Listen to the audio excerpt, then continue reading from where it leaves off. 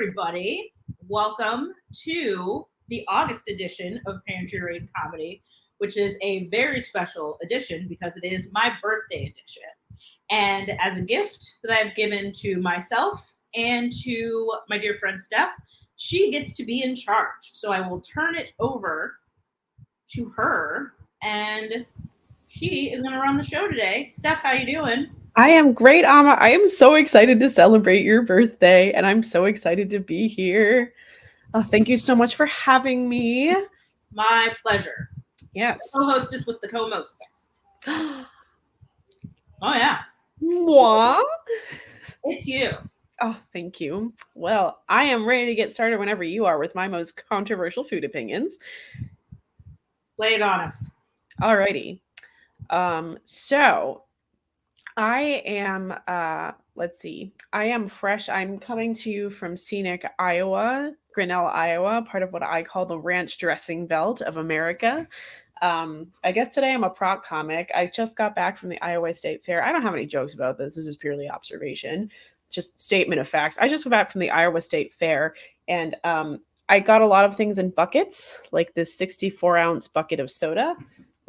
This is a bucket of cookies, which in my opinion is the only way that cookies should come, in a bucket. In fact, coming out of the Iowa State Fair, my personal hot food take, I'm going to start with my hot food take. My personal hot food take is that all foods should come on a stick, in a bucket, or as I learned recently, in a fanny pack. You can get bacon in a fanny pack. At the Iowa State Fair, you could also get most foods fried and on a stick or in a bucket. It was wonderful. Anyway, I am very excited to be here. I'm excited for this show about food and snacks. I finally have a place for my most unhinged and spicy thoughts about chicken nuggets. So let's get into it. I don't know why Americans are cool with chicken nuggets, but we stigmatize other foods. Like, I'm Vietnamese and Jewish, and a lot of my food was made fun of growing up, like chicken feet. Both of my cultures are really big on chicken feet.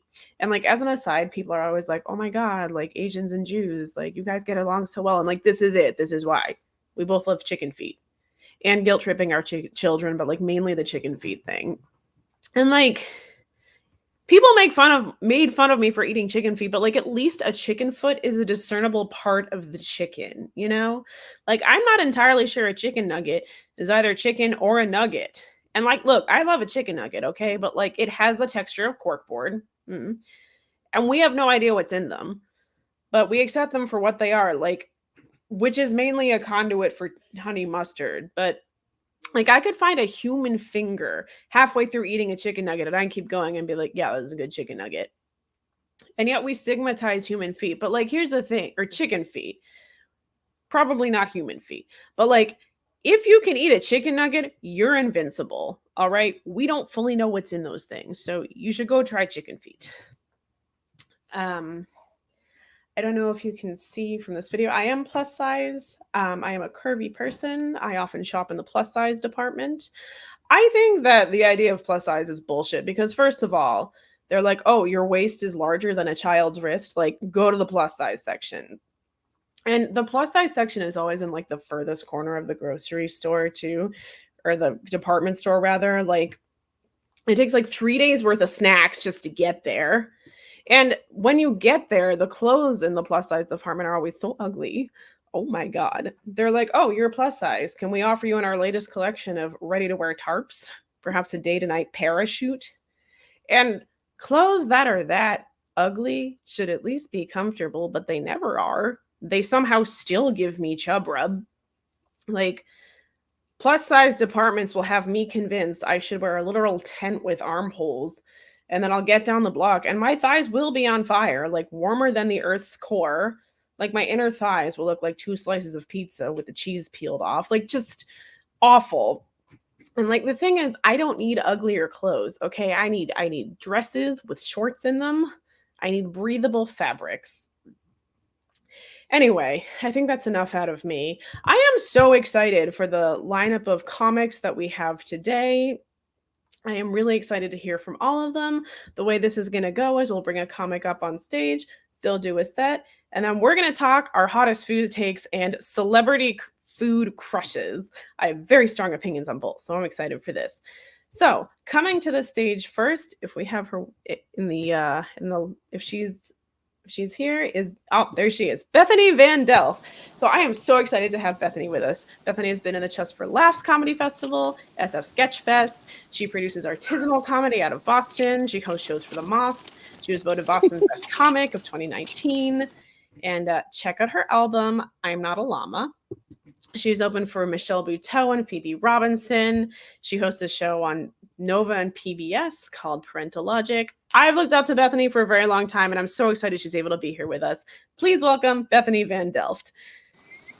Oh my God, Steph. I don't want to say you have bad taste because I respect you so much, but you know that Groucho Marx saying, I wouldn't hang out with somebody who hangs out with me. But I would hang out with you. Well, I want to hang out with you, Bethany. Yes. I'm coming to you live from a tent at the beach. Cool. It's a little bit windy. I really love the beach. It calms me down. I have a ton of anxiety. Yeah, super anxious person. I'm a Virgo. I know we were just talking about that, right? I'm a Virgo like Amma is, and maybe Amma can relate to this. And Virgos have a lot of anxiety, right? And look, my tent is collapsing. Oh my God. Virgos, yeah, but look, there's this. So then there's also that. Oh, okay. So like the structural integrity, the lack of structural integrity of the tent. I'm still calm. It's good. Yes. Virgo, yeah. So Virgos have a ton of anxiety, but also like I don't believe in that stuff because Virgos only believe in science. So I smoke a lot of weed. That's the answer to that. I think that all signs should believe in science and smoke more weed. I mean, right? Yeah. Right? Yeah. So yeah, I do smoke weed. People are still like, it's legal where we are. It's legal in Massachusetts. But people are still like crazy judgy about a mom using weed, Like a mom could be like, it's 9 o'clock, rosé all day, like right at kindergarten drop off. And all the other moms are like, yes, get your life, self-care, girl boss, or whatever the things millennials say. But if it's like 420 and I shout, smoke them if you got them, like somebody's trying to take my kid away right away. Oh yeah, of course. But like, I mean, I'm pretty sure wine is like a worse drug than weed is. Like it's a literal depressant. So do they give tickets for high stones driving? I don't know. I should keep my mouth quiet about that because it's probably on the way, right? We've all done it. I mean, like when I drive, when I have driven, when I've high in the past, I'm very cautious. Super cautious. Yeah. Like when you're drinking and you're driving, you're like, I'm Inspector Gadget, and like you just. Why Inspector Gadget? Well, yeah, you're just like, I can go over these cars, and like you don't know what you're doing at all. I'm much more cautious. I'd never drive stoned because I have children. But yeah. Yeah. So well, anyway, I'm very excited. Do you want to do a set or do you want to talk food? What are you feeling? Oh, yeah, we can definitely talk food. Yes. Okay. I just like plowed right into a set, but it was. I like how we made it conversational. Me too. Well, if you want to do a set, I will let you do your thing. No, we can just. I would love to talk food. Okay. So let's go. I love food. I do too. Again, bucket of cookies. Love a bucket of cookies. I don't know if I showed this to you, Bethany. So, very good problem to have. They gave me freshly baked cookies. The problem was they were so freshly baked that when they got into the bucket, they formed one large cookie mass. So now we have to eat this bucket of cookies like with a spoon. Like, please observe this cookie chunk. Oh my goodness. That's kind of delightful. Yeah, it's the best kind of problem to have. I love these kinds of problems. What's the weirdest thing you saw? State fair food. I didn't grow up going to state fairs, or it wasn't part of my culture. I didn't grow up in a state fair culture. So it was really exciting to me to go to like the Topsfield Fair and the Biggie and all those. And besides how big a pumpkin can grow, I think the thing that impressed me most was the absolutely pointless food that exists at a state fair. Just absolutely pointless food. I saw some real pointless food at the state fair. I don't know. I feel like state fairs. Did you grow up on the East Coast? I did, Me but I grew up in New too. York. I grew up in the city, and maybe you have to like drive out of the city to be part of state fair life or something. I grew up in Boston, and I did not grow up going to state fairs. And I also learned that on the East Coast, we don't know what a state fair is compared to out in the Midwest. Like, I can't oh my even God. imagine. Yeah, there were so many. Okay, so I made a spreadsheet. Because they had 62 foods on a stick. You made a spreadsheet. I love I made it. a spreadsheet. So I had to categorize the food by like food vessel, so like stick, bucket, or other, and then my interest level. We tried 18 foods yesterday, and I had 40 things on my list, so we did good work. But I think the strangest thing I saw on a stick was a rattlesnake sausage. I did not try it. Oh my goodness. I was So terrified. immediately, it seems like you could make a sausage out of the shape of a rattlesnake, but that also seems very weird. How do they make a rattlesnake sausage? I am deeply afraid of snakes, so I did not get close enough to observe. But it Like looked you like a could see regular the corn. actual snake? I don't. So it just. Oh my I God. saw people like walk out of line, and it just they were serving sausage corn dogs. But like that was almost more terrifying to me because I was like, you can just get away with a rattlesnake and a corn dog. Like I could just be unsuspectingly eating a rattlesnake corn dog and not know it. Oh my God. You know, terrifying. That's got to be some kind of crime. Rattlesnake Like, inception. I agree. or no, like not letting you know that you're eating a rattlesnake. That's true. I love the direction this conversation has gone in, eating rattlesnakes. I am It's deeply food on a afraid of snakes. stick. What have I seen on Snickers, like a deep fried Snickers? So I I did see the line for deep fried candy bars. They had deep fried cherry pie, they had deep fried Twinkies, deep fried Snickers. It was too long, and I had just waited in line for half an hour for my bucket of cookies. Okay. So I didn't think I had it in me to wait for the deep fried Snickers. I did get bacon pecan pie on a stick. Wow, like first my first reaction is just like nothing goes into pecan pie. Bacon, yum! Like that just Right. happened right at the same time. Mm-hmm, mm-hmm. How did that taste? Amazing. It was pretty life-changing. I won't lie to you. I feel And like a new person now. how do you put a pie on a stick? It didn't work very well. The structural integrity was very lacking, but yeah. I like how structural integrity has come up a couple times in this conversation. It's Apparently it important. matters to me. It matters. I would like to Yeah. welcome you to the Virgo Club. These things matter. I am very anxious. I like to think I'm organized, but I default to messy very quickly. And Yeah. apparently I like things to make sense. So thank you for welcoming me. Live long and prosper. Oh, I can't do. Oh God. Okay, I'll work on it. We'll workshop it. But it hurts. Ooh, okay. It hurts. But yeah, it was a really it was an interesting experience. I've never seen just so much ranch dressing, first of all, in my life. Did you know that so cheese curds, I think like at this point everyone's familiar with a cheese curd. They are very Cheese good. curd, yes. Okay. I thought you said cheese curtains at first, and I was like, that's very new to me, cheese curtains. But you said cheese curds, so you know here we what? go. Scratch everything I said, cheese curtain. That's the way of the future. Real estate agents are like, and we have granite countertops, stainless steel appliances, and cheese curtains. They go very well with meat curtains. Yeah. Do you have a favorite food on a stick? Oh, favorite food on a stick.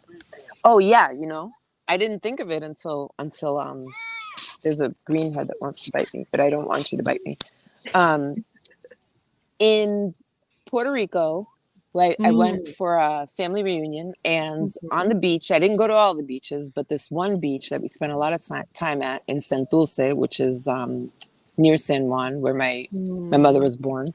On the beach, they have pinches, and it's a little like a skewer with all kinds of different things on it, and there's just vendors lined up along the beach, and their frying apparatus is kind of like a steel drum. It's made of a steel drum, so there's just like 20 steel drums lined up next to each other, and you could get meatballs, albondigas, I love an salsiche, albondiga. yes, sausage, and chicken feet, and hearts and livers, because Puerto Rican people eat all the things too.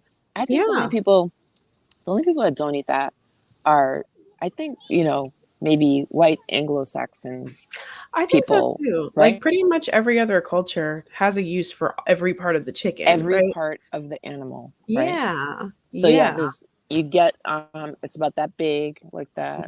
Where's the camera? Like that big, and then so maybe 5 hearts on a heart pinche. Or it sounds amazing. So good. But I haven't even thought of that until you said food on a stick. I brought the thing I'm obsessed with right now. It isn't food; it's a beverage. Okay. And I don't really drink alcohol anymore. I didn't intentionally quit drinking. I just haven't been drinking. But water's super boring. It is. Sorry, water. I didn't mean to do that to you. I know you keep me alive. I love you, water. Don't get mad. You are surrounded by it. A giant tsunami is going to come and eat me now for that. But drinking water, I don't know. And so my friend turned me on to this thing. This is a Trader Joe's sparkling coconut water with yuzu. Incredible. Love it. This is the most thirst quenching, delicious, incredible thing. And it's not like deeply flavorful. It's just like essence of. And it's got a little salt to it. It's like a teeny bit salty. You could do that to coconut water, that you could carbonate it, add citrus and salt. Interesting. It is so satisfying. It's so good. I love this thing.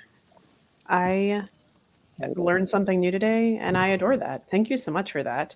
I think that is a great transition to learn more new things, like your celebrity food crushes. So I worked in the restaurant business for probably like over 25 years for sure. And I've worked for a lot of chefs, and I worked in the kitchen for a good while. And so I don't really get crushes on chefs, but I do get starstruck. I'm not sure what the difference is. Like a crush, I think, is like ongoing, and I think about them and dream about them. Whereas starstruck is just, if somebody walks in the room, I might lose my shit. So that's happened. That's happened before I ever met Ming Tsai or worked in a restaurant of his, or had friends who worked in a Ming Tsai restaurant. I almost cried. I was at a wine event, you go to these wine events to buy wine for your restaurant or for your wine list or whatever. And so all the people are there, but still Ming Tsai being right there for some reason, I was like, oh my God, it's Ming Tsai. It's Ming Tsai. And everyone's like, yeah, it's Ming Tsai, Bethany. Like, he's got a restaurant down the street. I'm like, I know, but he's there. He's standing right there. And I don't know why that was like a big deal. I know why. The man has majestic hair, and I'm not entirely sure his cheeks are real, but he looks good. And he's big. Like, he's got majestic hair and cheekbones, and then when you see him, he's also like statue sized. So, oh my God, it's really crazy. And he talks like this. His voice is like so deep. It comes from this place in his neck way down here. And it's like, ah, oh my God. And that was it. I wanted nothing more than to just have that little fit and move on. And another time, my husband, Jamie, was, he worked for this very, very bougie winery, California wines, and his job was to get these wines into all of these fantastic restaurants. So he'd get the wine in the restaurant, and then part of his job was legit to go to that restaurant and spend money in it. To be I like, want that thank you. job. It was a phenomenal job. We had a super good time. And also, it definitely showed me how easy it is to forget what paying for things is. Like, so wealthy people, we all say, oh, they're so out of touch. They don't understand anything. They're like, how much does a house cost? $5,000? Like, because they literally don't know what regular life is. But is a banana $30 now? Like, it's so easy to lose touch. It's so easy to lose touch. Like, he had that job for about 8 years, and when it was over, like, what it cost to eat at a restaurant was mind-boggling to us. Like, absolutely astonishing. And we worked in restaurants for a long time, and we were like, oh my god, we can never eat out again. So that was crazy. But I'm glad that you got to have that side of the experience of just getting I don't get bottles of wine at restaurants because I think it's too expensive. I'm glad you were able to like get the bottles of wine and order food. Incredible. Yeah, that's pretty cool. And then, so one time we went to Morimoto in Philadelphia. Morimoto picked up the wine, the restaurant Morimoto picked up the wine, and so we were there to spend money. And it was at the end of the night. We were like one of the last tables in the restaurant, and everything was phenomenal. I loved Iron Chef. First real Iron Chef, not Iron Chef America. That was like our favorite show, and we used to have Iron Chef parties. Like, that's what we did when we weren't working.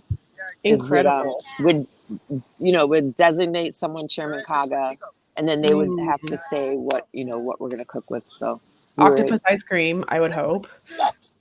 We did duck. Duck was one of the ingredients, and it had to be in the dessert too. So the ingredients were duck, chocolate, and something else like that. That just seems like we couldn't make it work, but we made it work. Amazing. Duck should always be in dessert, as far as I'm concerned. So yeah, we're there. We enjoyed everything. It was great. We're about to leave, and this guy that really looked a lot like Morimoto was walking towards our table.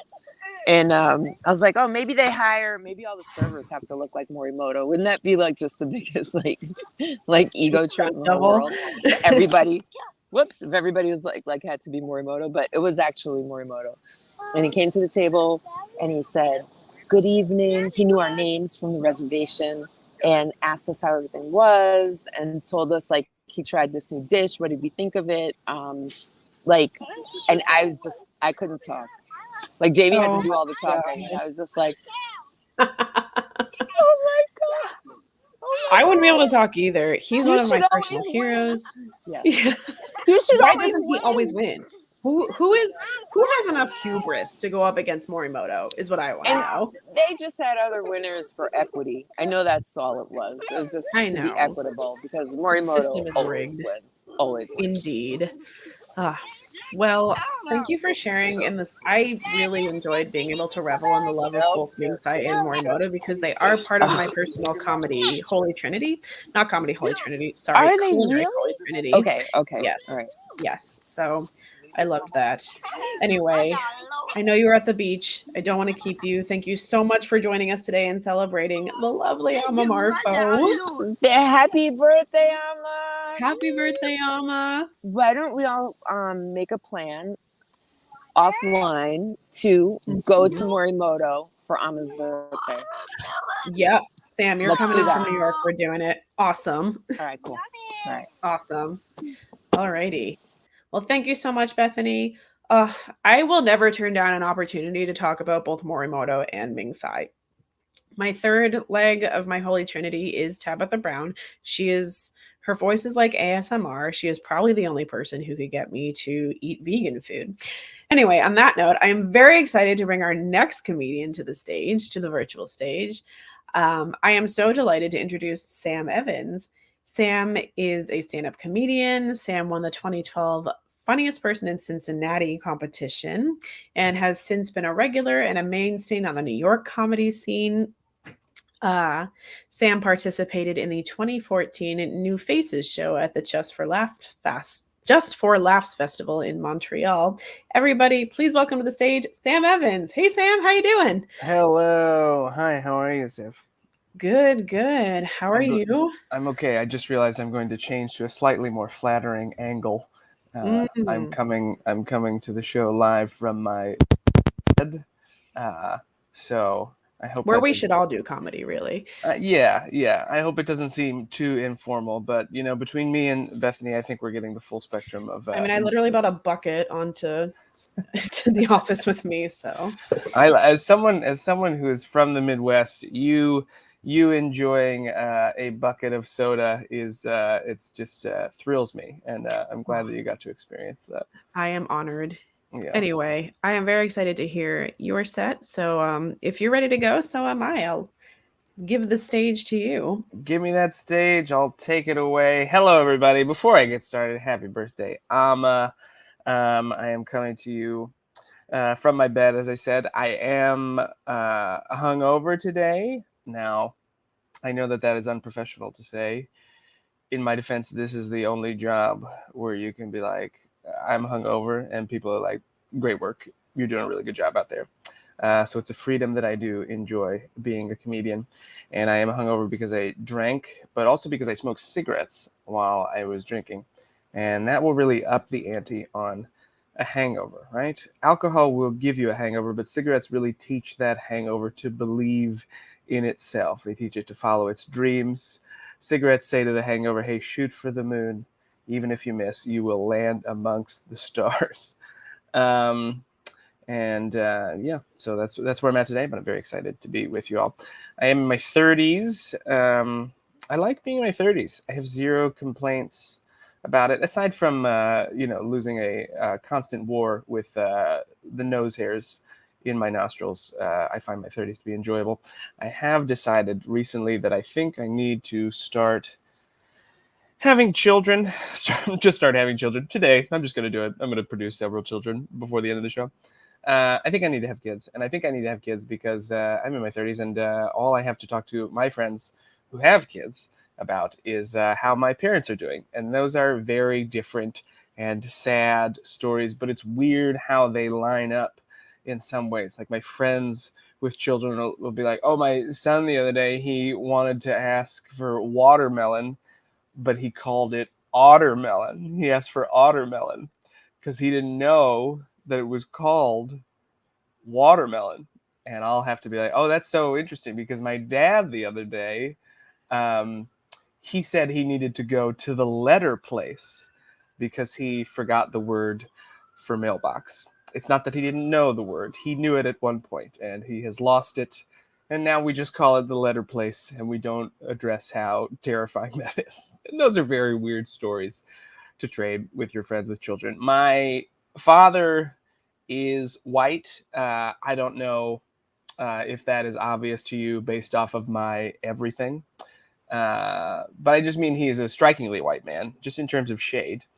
And he has a mustache, and he is also perpetually wearing a bow tie. It's a very dedicated look that my dad has. I could show you a picture, or I could buy you a can of Pringles. It is the same dude. Every time I'm in the chip aisle of a bodega, I'm like, no, I should call home. I gotta get in touch with my dad. There's Papa. Better call him. There's sour cream Papa. Better give him a ring.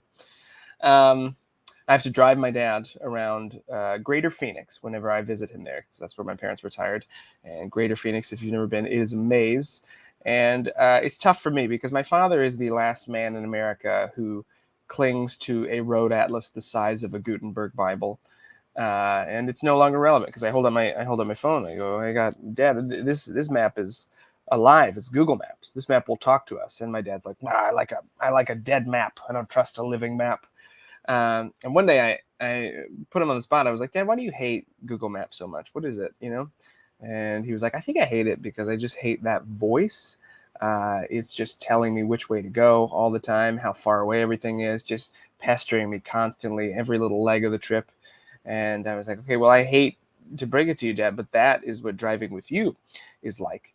And I will say this for Google Maps, it doesn't also throw in rambling half stories about shit we see along the way, because that is what my father does. This is my impression of Google Maps if it was voiced by my father, Daryl Evans. Here goes. You're going to take a right in 0.5 miles. Oh, look at that. That's a Reba's. That's a Mexican place. I took your mom a couple weeks ago. She had the enchiladas and the margarita. And of course she ate every last bit of it. And of course she hated it. And I should have known, the woman is just goddamn impossible to please. I'll tell you what, son. They say happy wife, happy life. What they don't tell you, if your wife is never happy, your life will be absolutely miserable. They don't tell you that on your wedding day. No, sir. No, they don't. Did we pass it? I think we passed it. You're going to have to take a left. You're going to have to go around. You missed it. I said 0.5 miles.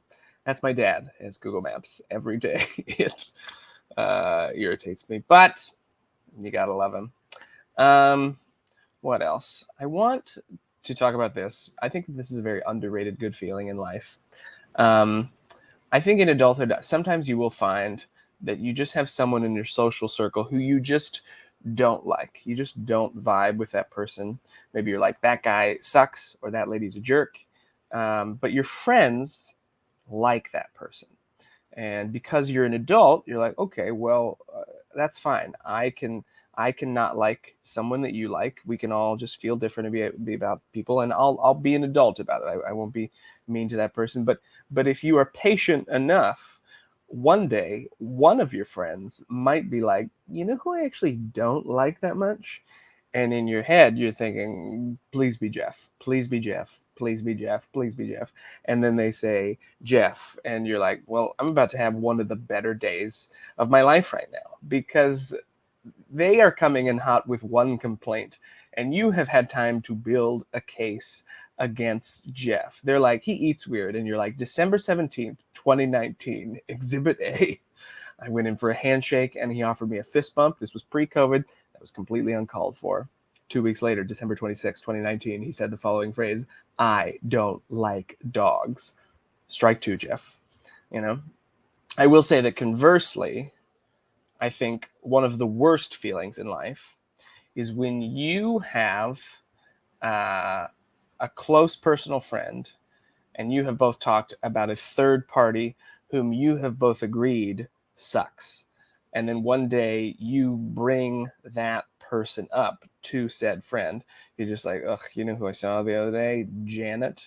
And your friend's like, I actually talked to her. She's not that bad. And you're like, oh, I didn't know I was talking to a double agent. Looks like Janet got to you too. I can't even take it.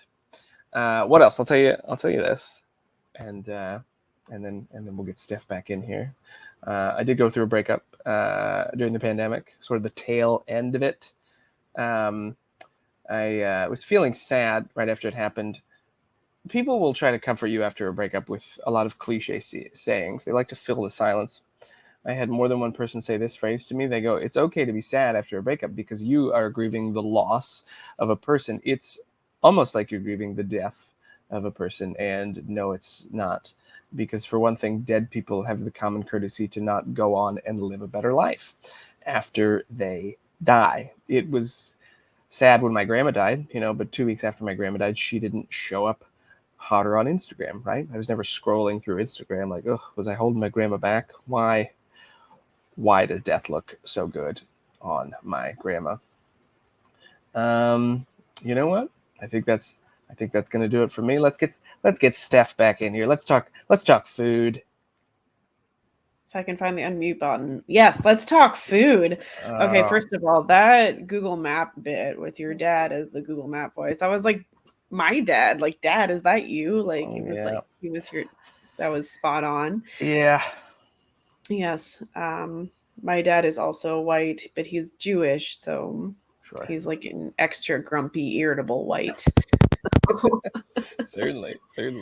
But anyway, so I know the topic of the day is culinary food crushes and culinary person. I mean, if you have a crush on food, you can share that too, like a hot food take.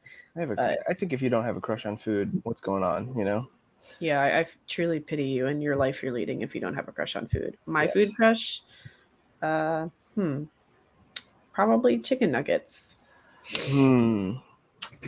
My current food crush, because it changes all the time. I'm really getting into, God, this is one of my favorite things I discovered during the quarantine. Actually, Spam, like frying up Spam in little chunks. Yes. So good. And I really love to fry up Spam in chunks and throw it in just your classic Kraft macaroni and cheese. Oh, God. It's very similar to hot dogs and mac and cheese, but if you fry up the Spam, it has this crispy texture that is just, it's so good. It's like hot dogs, but like if you loved yourself more. Like Yeah. that's what Spam and mac and cheese is. That's Okay. right. I love Spam. I love a chunk of Spam. At the Iowa State Fair, I had fried Spam curds. Fried Spam curds. I Like just wanna deep fried? Yeah, I'm changing my food crush actually. Deep fried Yeah. Spam curds changed my life. I'm a better person for having eaten them. Delicious. Speaking of Spam, and this is another food crush that I do have you ever had Spam musubi? Oh yeah, that was where my love for Spam started. Oh, Spam musubi. If you haven't had it, you don't know it. It's a sort of fillet of Spam on a bed of Filet sushi of rice. Spam. Fillet of Spam, and I think it's cooked in teriyaki sauce, right? And then wrapped in seaweed nori, and it is just to die for. I love it. And I would die for it. I would go for it. Yeah. Well, we do have the question of the month, which is flashing over the bottom of our screens, which is our culinary celebrity crush. So, do you have a food personality that you are crushing on? My food personality that I am crushing on, I am a big Matty Matheson guy. Just a fan. I like watching him for his cooking videos, but also just I like watching him work, and just I think we'd be buds. It's comforting to watch Matty Matheson freak out in the kitchen. So I appreciate someone that's that honest about their kitchen experience. Yeah. Some of us being me, don't know who Manny Matheson is. Matty Matheson is a food personality. He is a chef that has worked I believe in the Toronto food scene, like most of his life. He's Canadian, but he just started doing cooking videos online through a couple different companies, and sort of gained a following that way. And now has done several cookbooks, has several food series. And then most recently, he was a culinary consultant and had a small role on the show The Bear, which just premiered on FX. It's pretty popular right now. Yeah. So if you saw on that show, the larger gentleman that is covered in tattoos, has a mustache, has a loud voice like this. That's Matty Math. And he's all attitude. But he just seems like a fun, nice, crazy guy. So that's how I like my food personalities. Fun, nice, and crazy. Absolutely. Like, is there any other way to cook in the kitchen? No. Yeah. Due respect to the Julia Childs of the world, but I like fun, nice, and crazy. Yeah. Agreed. Well, I think that's a great note to end on. Thank you so much for coming onto the stage with me and for celebrating our friend Amma. And Steph, it was a pleasure to be here. Happy birthday, Amma. Happy birthday, Amma. Well, speaking of Amma and speaking of Canadians, it is my pleasure to welcome to the stage the birthday girl herself and my favorite Canadian, Amma Marfo. Hello, Amma. Martin Short's also Canadian. You know that, right? No. Oh, yeah. Everyone I love is Canadian. This is what I've learned from today. All the foods I love are at the Iowa State Fair or made by my mom, and everybody that I love is Canadian. Very good learnings for the day. I mean, Martin Short says that entertainers are Canada's greatest export, and he says it in the Canada movie at Epcot. So he's telling everybody. He is. I mean, where's the lie? The man is speaking the truth. Well, I'm not going to let you get on stage and get away without me doing an introduction of your many talents and credits. Oh, my. Oh, yes. Here we go. This is my equivalent of singing you the birthday song. So Amma Marfo, the birthday girl herself, is the beloved creator and host of Pantry Raid.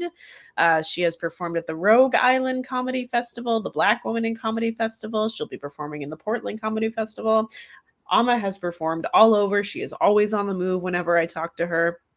I am also very, very proud to call her my co-producer. We produce Fodball Productions together. We are a comedy collaborative. We prominently feature the comedy of people who are often the first, only, or different on a lineup. So women, people of color, queer people. And it is just such a joy and delight working with her, because Amma just is the joy and delight. So please give a warm welcome to the birthday girl and one of my favoriteest faves, Amma Marfo. Well, what an introduction to have to sit through. I'm always uncomfortable with the birthday song, and I was no more comfortable with that. But yeah, greetings from the Unity House in North Andover, Massachusetts, because I did not plan my time well enough to be able to do this after a work event. So here we are.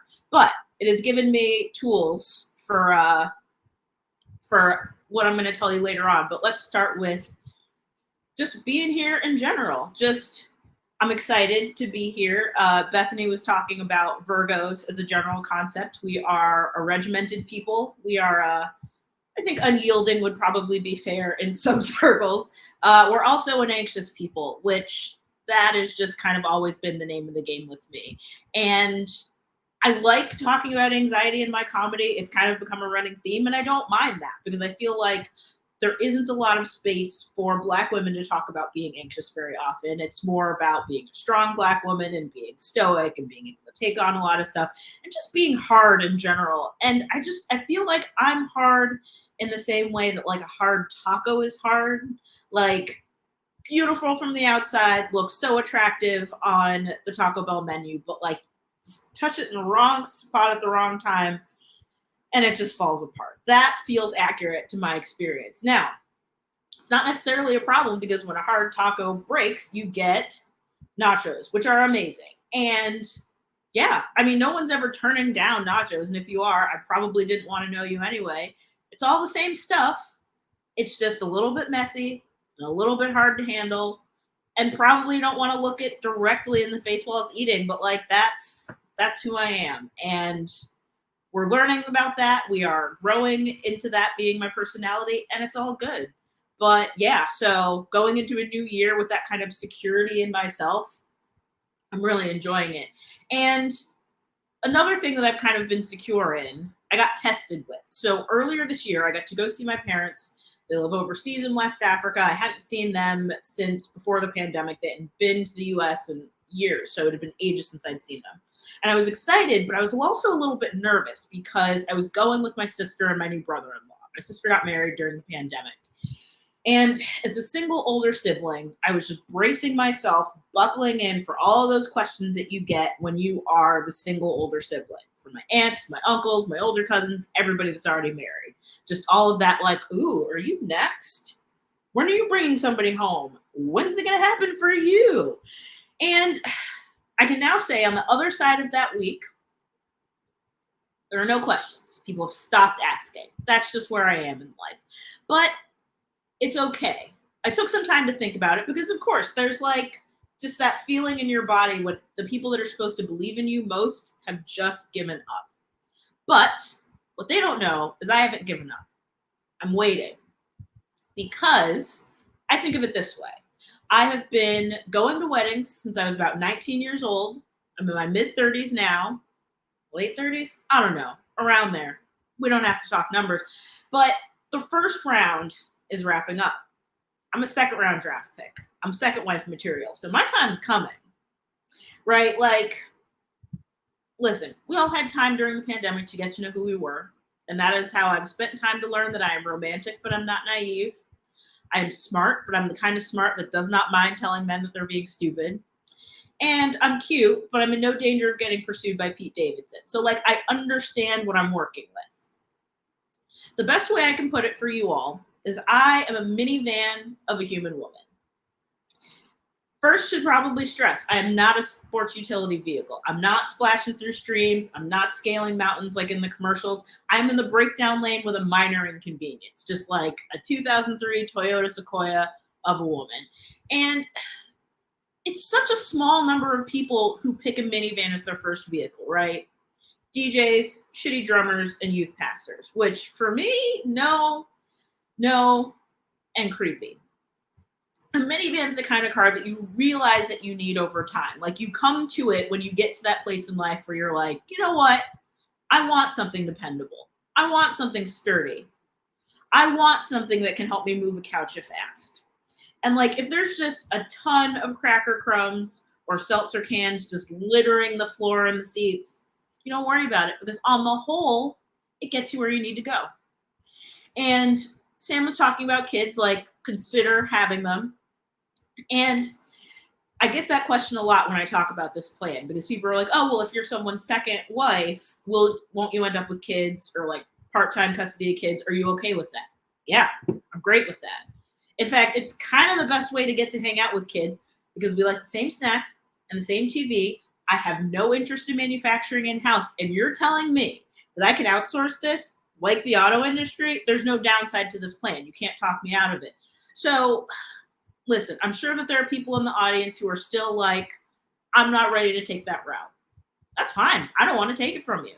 I want you to find your coupes. I want you to find your convertibles. Like that is the plan and I want you to achieve it.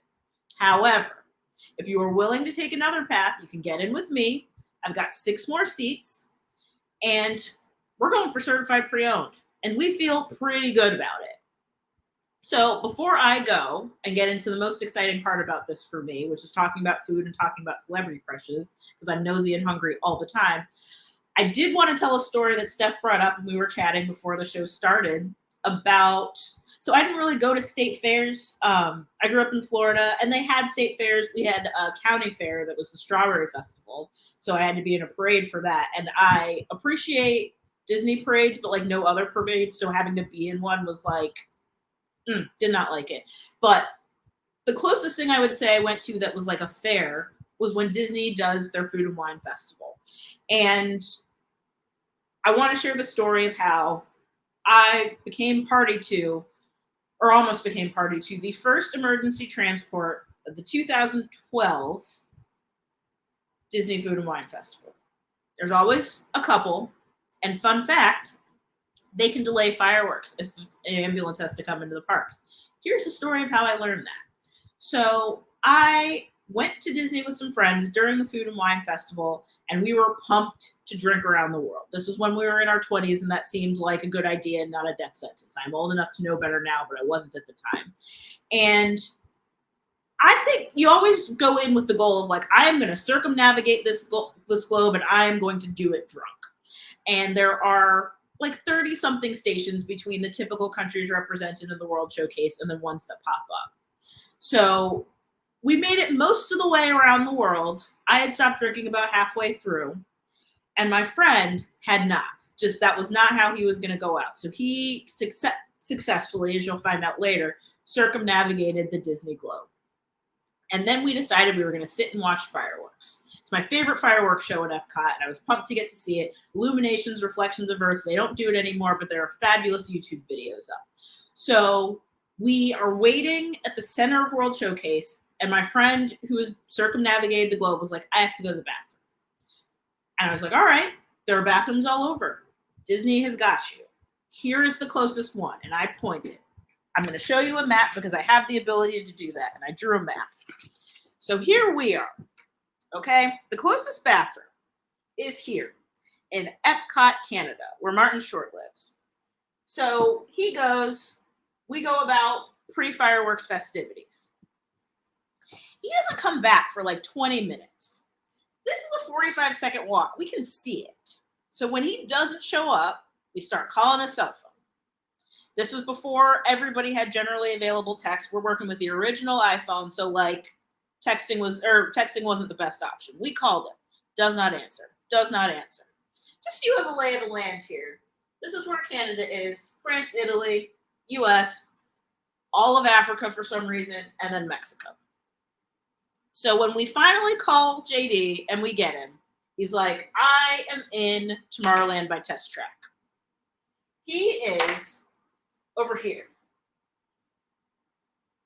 We pointed him there. So then we all start walking over here to get him. Can't find him when we get there. We call him. No answer, no answer, no answer. Finally, we call him again.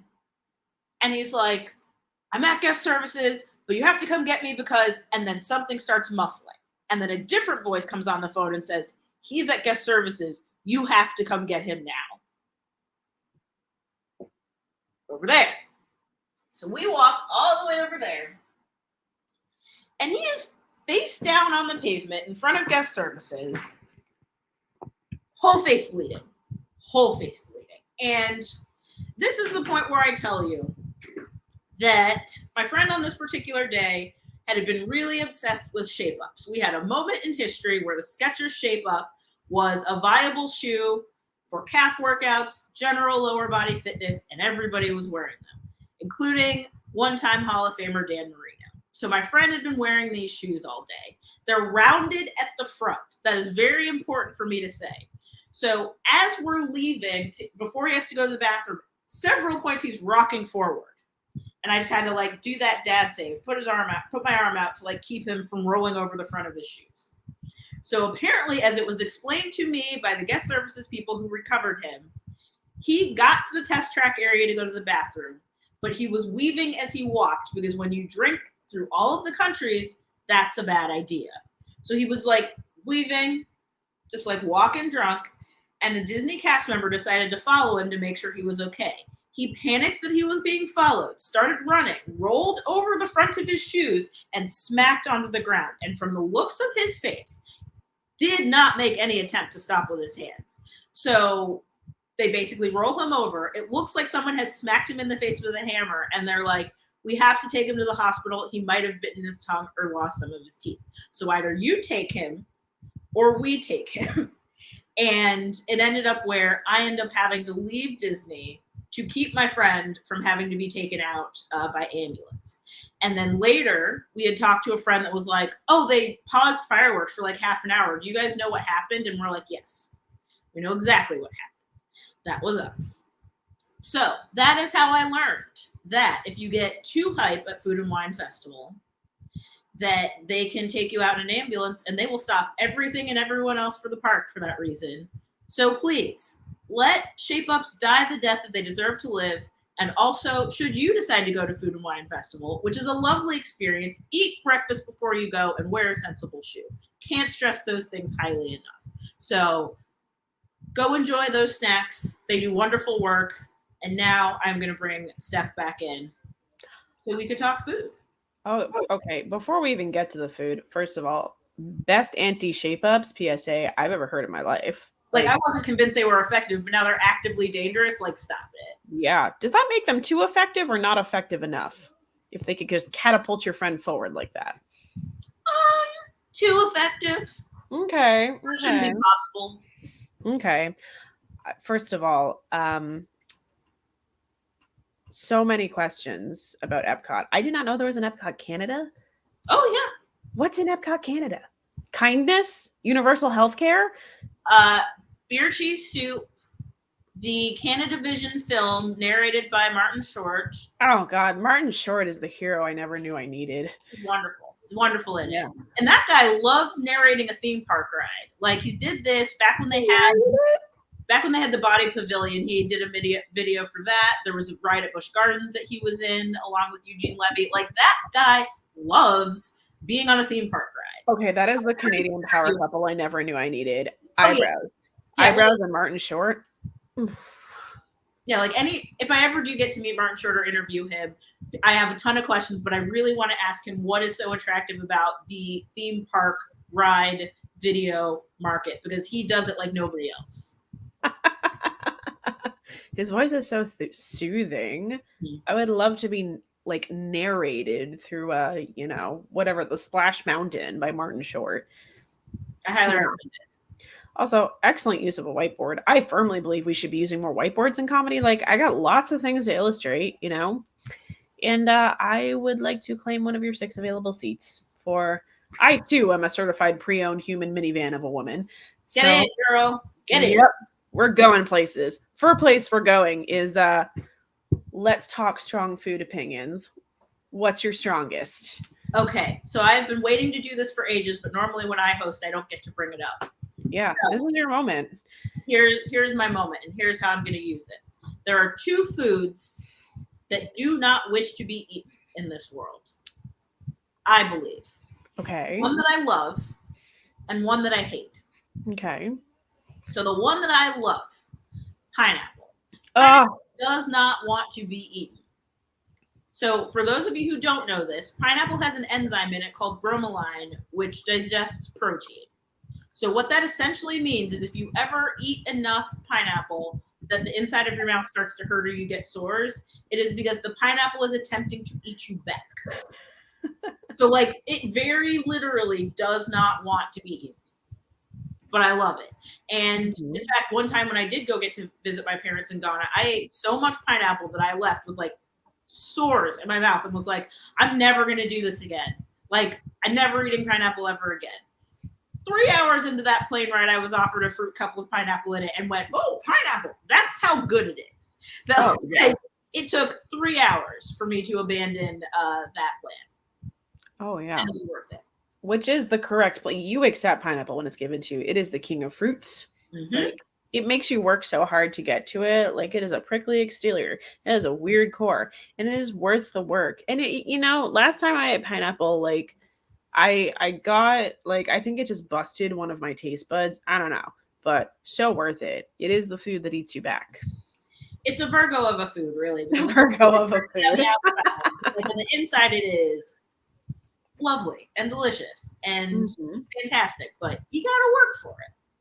My mom always used to marinate her steaks with pineapple, pineapple sauce. And it is, I mean, like, talk about, like, it eats my steak before I get to it. Well, it's a tenderizer.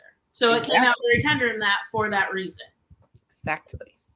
So the other food that I don't believe wants to be eaten is kale. Because if it did, why would it feel like that in your mouth? Like, it's fighting you. And like, And I'm sure this is probably informed by the fact that the worst food poisoning I've ever gotten was after having a kale smoothie. So like it was like fighting its way out. I did not like that. So yeah, I don't know why we're pushing so hard to keep it in the food lexicon. It doesn't want it, and I don't either. Yeah, back in my day, kale was a garnish, not a vegetable that was eaten. I read somewhere that for years, like this might have been a joke, I'm not sure, but for years, like the largest purchaser of kale was Pizza Hut because they couldn't garnish for their salad or for their pizza bar. And it knew its place. Yes. Pizza Hut as a gateway to better things. And the Pizza Hut buffet was an undeniable experience. Like young folks who never experienced it, oh boy, you are missing out. I feel for you because that was a very formative experience for us millennials, geriatric and otherwise. Yeah. But yeah, oh God. Remember buffets when we could still do that? The Wendy's buffet. If you never been to a Wendy's buffet, oh boy. What kind of Canadian monstrosity is this? This sounds glorious. That was here. That was in the What? US. Yeah. Where? I don't know. They had like a salad bar, so like you could get a meal and then like also get a salad bar. They had pudding. They had like canned fruit. It was. Was this in Florida? Well, yeah, but not exclusively. Okay. Folks in the chat, if you have experienced a Wendy's buffet, I need you to weigh in here because I did not make this up. I assure you it's real. I want to hear from other Wendy's buffet goers. Also, I want to hear from Wendy's baked potato eaters. Never had a Wendy's baked potato, and I need to know more about it. They're okay. Yeah. Speaking of people with names, celebrity food crushes. Who are yours?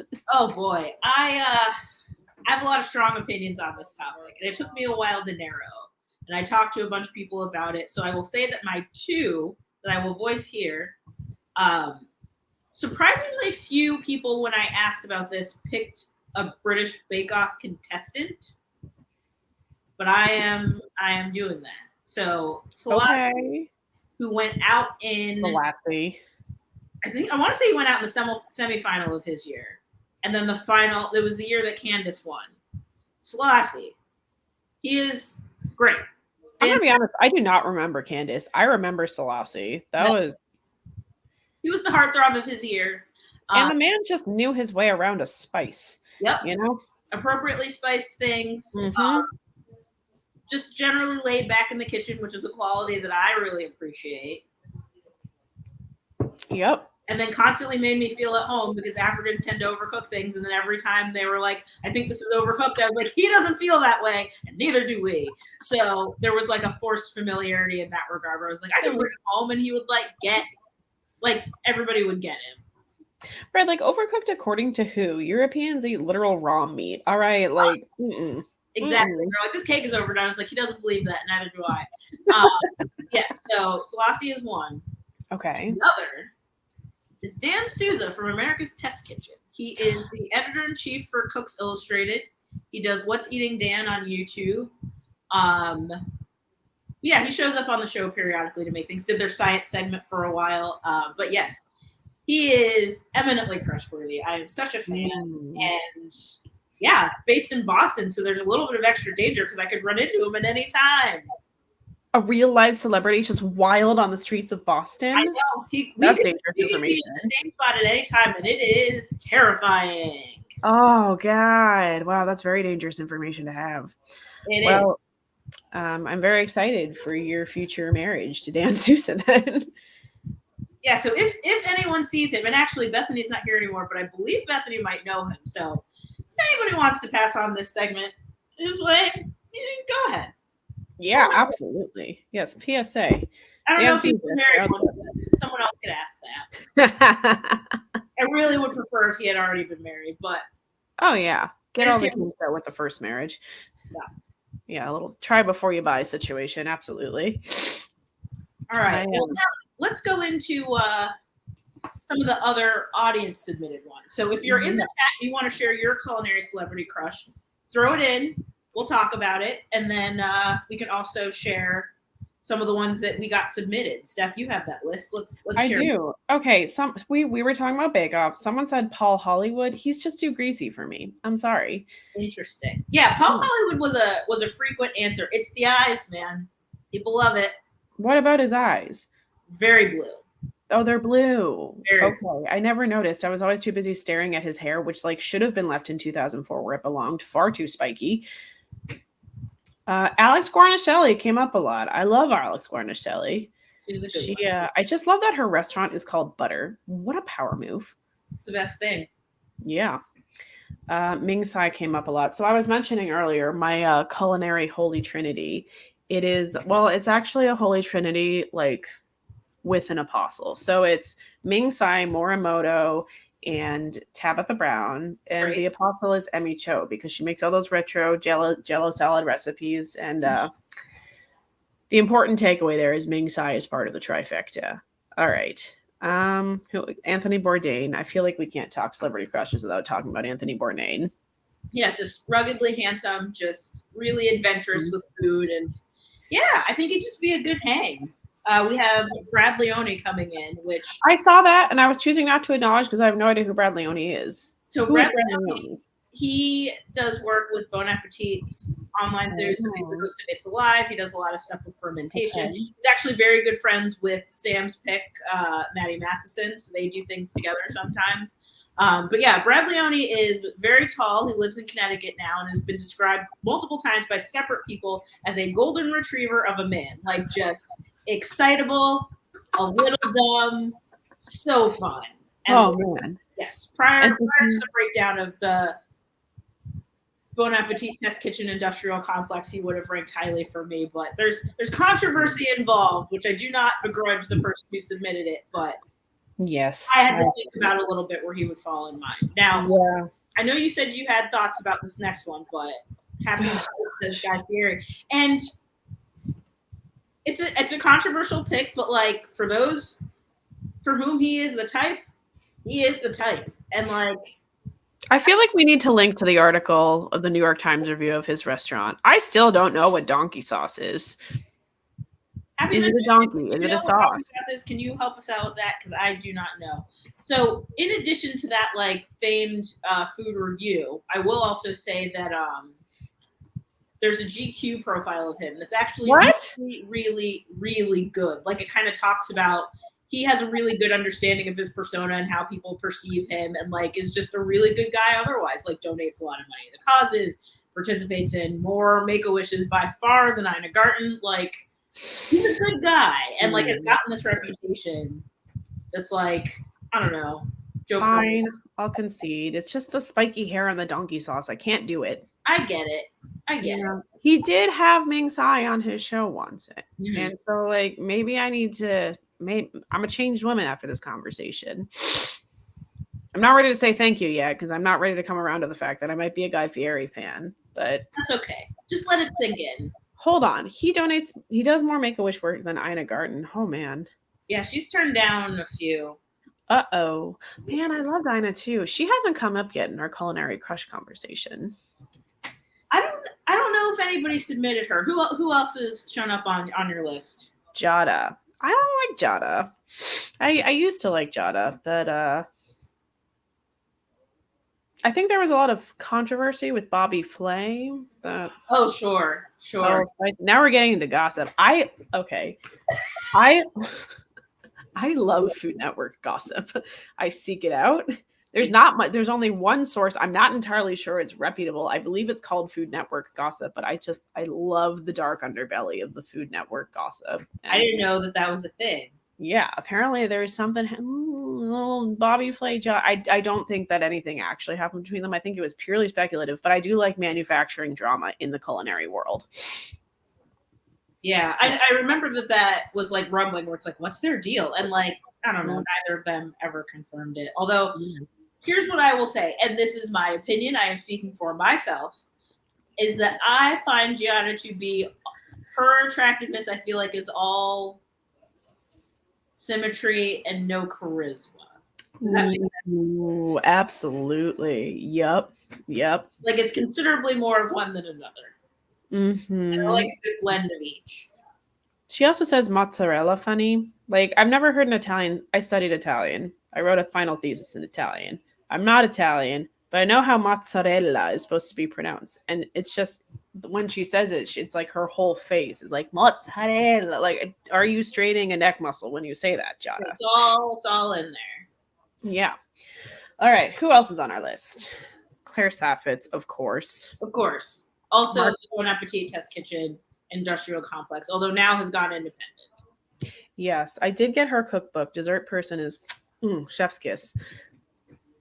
Anthony from Queer Eye. For his abs alone, I'm not particularly impressed with his food. His abs, though, like, he makes the list. So there's a considerable conspiracy circulating that I will admit I'm not much of a conspiracy theory person, but I do buy into. Can Anthony cook?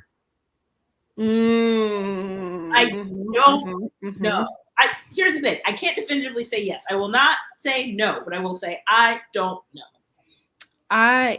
He has very convincing knife skills. I love a knife skill. I feel like I've seen him chop a solid avocado into a toast. Yeah. But that doth not a cook make. You are right. He does do the whole, like, throw the towel over his shoulder thing, so he, like, looks like a cook. Right. It looks the part, but, like, can he do it? And he was Ted Allen's personal chef for a while, wasn't he? I thought he was his assistant. I had heard he was his assistant, which is a little different. And one of those needs cooking skills more than another. So this is like an assistant regional manager versus assistant to the regional manager situation. Exactly. Which is it, Anthony? Any other strong celebrity food opinions that caught your eye? I will say I need to publicly give Jeffrey Zakarian and Padma Lakshmi the honorable mention slots. Big fan of both. Love Jeffrey. Hot take. I don't like Jeffrey Zakarian. Interesting. Say more. I don't have a good reason. I just. That's even more interesting. He dresses so dapper when he cooks that if you're not cooking and making a total mess of your clothing and every piece of cooking attire that you own, like, are you really cooking? I don't trust it. Cooking in a suit, I don't trust it. Okay. Ina gets up there with her big flowy shirts. Ming Tsai always does the towel on the shoulder thing, but cooking in a suit, like, you can't tell me you're not getting flour on that. Yeah, it's not the most practical, but for TV, I'll allow it. Now I kind of like picturing him like making brunch for his kids in a suit. Like cooking a midnight snack in a suit. Okay, I'm coming around to Jeffrey Zakarian. I changed my mind. But Padma Lakshmi, oh my god. I Fantastic. think, okay, she might be like the celebrity crush. She's come up a lot. I know several people mentioned her, or a lot of people messaged me to ask, does Padma count? Which she does. Mm-hmm. She does. Food Mhm. personality, so it doesn't necessarily have to be a chef. Mm-hmm. Mm-hmm. Mm-hmm. Mm-hmm. I think so. She's done a lot of important work in the food world. Mm-hmm. I feel like I need to talk more about Tabitha Brown, just a Do human ray of sunshine. So her and Emmy Cho, I watch both of their videos to fall asleep at night because both of their voices are like ASMR. Ugh. And I didn't know that vegan shrimp existed, but Tabitha Brown educated me about those things. And I thank you, Tabitha. What's it made of? I don't know, but it looks disturbingly like shrimp.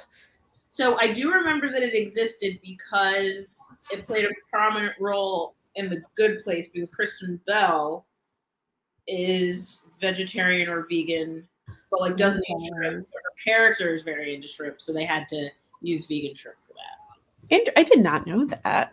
Mhm. Wow. Huh. If you want Good Place trivia that no one needs that I have, anytime. Always, yes. I don't even watch The Good Place, and I want this Good Place trivia. Oh, but you should. I've been Watch told. I tried. I couldn't. I We- know. I'll take that off air. We don't have to do that right now. I am very excited for the talking to that I'm going to get. Okay. But yeah. Any other celebrity crushes we need to run through? I mean, Marcus Samuelson, obviously. Mm-hmm. He's come Right. up a bit. Mm-hmm. Mm-hmm. He is very heartthrobby. Have you eaten at Red Rooster? No. I did once. It was very good. Okay. Life-changing waffle. Ooh. I don't even like waffles, and my life was changed. Well, okay. Mm-hmm. Mm-hmm. Oh wait, I just had another one. Who was it? Michael Simon. Michael Simon. Okay, give me your thoughts on Michael Simon. Infectious laugh, just great energy. I'm a Mhm. fan. Really? Yeah. I find him kind of one note. Interesting. Say more. I just can't think of anything noteworthy that he's made. I don't mean, understand. He was the first winner of Iron Chef America, so like, or like next Iron Chef. I want to say. Okay. Yeah, I can't again. Yeah, he doesn't do anything for me personally. Okay, did you watch Next Food Network Star? I have, like, in and out over time. Okay, I was a big fan of Justin Warner. He Okay. made a grilled Caesar salad with aspic jelly. He made a foie gras donut. I didn't know you could do that to a donut, and I haven't seen much from him since. And I'm just this is how I got into the Food Network gossip Okay. underbelly. I was like, what happened to Justin Warner? What happened? So I still don't know. Like, is Justin Warner okay? I don't know. What did Food Network do with him? Justin Warner, if you're watching, if you could let Steph know how you're doing, if anybody here knows him, that would Mhm. also be helpful. But let's Yeah. solve this mystery. Yeah, absolutely. True crime is having a moment. True crime fans, I need your help. Use those skills. Mm-hmm. Yeah. Any closing thoughts on strong food opinions? I think we covered a lot of what people submitted. Let's see. Giada, Guarnaschelli.